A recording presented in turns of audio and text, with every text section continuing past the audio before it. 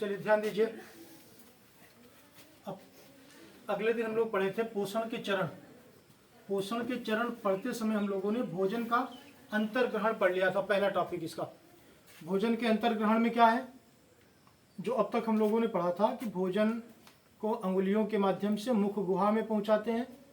अंगुलियों के माध्यम से मुख गुहा में पहुंचाते हैं। मुख गुहा में दांत होता है, दांत, जीभ, लार ग्रंथियां होती हैं, सब अपने अपने कार्य में जुट जाते हैं और भोजन की लुगदी तैयार करते हैं। लुगदी समान बना भोजन क्या कहलाता है? कायम कहलाता है। अब जब भोजन की लुगदी तैयार हो गई तो जीभ उसे पलट देता है। कहाँ पलट देता है? ग्रासनाल में। कहाँ पलटता है? ग्रासनाल में। अब ग्रासनाल में चला गया भोजन, तो भोजन का अंतर्ग्रहण हो गया। इसके बाद और क्या होता है कि जो द्रवित पदार्थ हैं, जैसे पानी है, दूध है, इसे तो हम दांतों के माध्यम से चबा नहीं सकते। कुछ लोग चबाते भी होंगे। जिसे हम चबा नहीं सकते उन्हें क्या करते हैं? चूस करके लेते हैं। ठीक, ठोस पदार्थों को चबा करके और द्रवित पदार्थों को जो द्रव में होते हैं उन्हें क्या करते हैं? चूस करके ग्रहण करते हैं। इतनी सारी बात किसमें है? भोजन के अंतर्ग्रहण में। ठीक, अब पढ़ेंगे हम लोग भोजन का पाचन।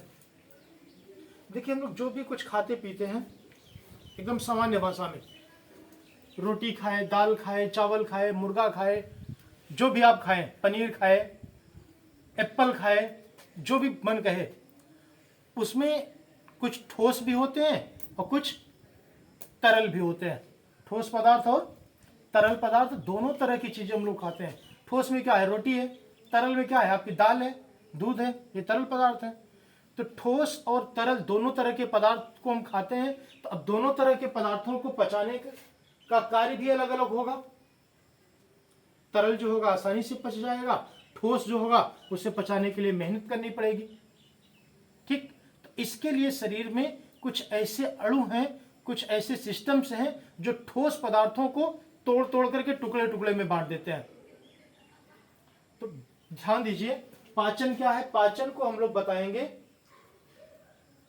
भोजन मुख गुहा से जब आमाशय में पहुंचता है तो आमाशय में कुछ ऐसी ग्रंथियां हैं, कुछ ऐसे अणु हैं जो ठोस और अविसरणशील पदार्थ को, ठोस और जो ठोस हैं जिन्हें तोड़ा नहीं जा सकता उन्हें तोड़ देना है, और जो अविसरणशील है, जो बह नहीं पाते हैं, उन्हें बहा देना है।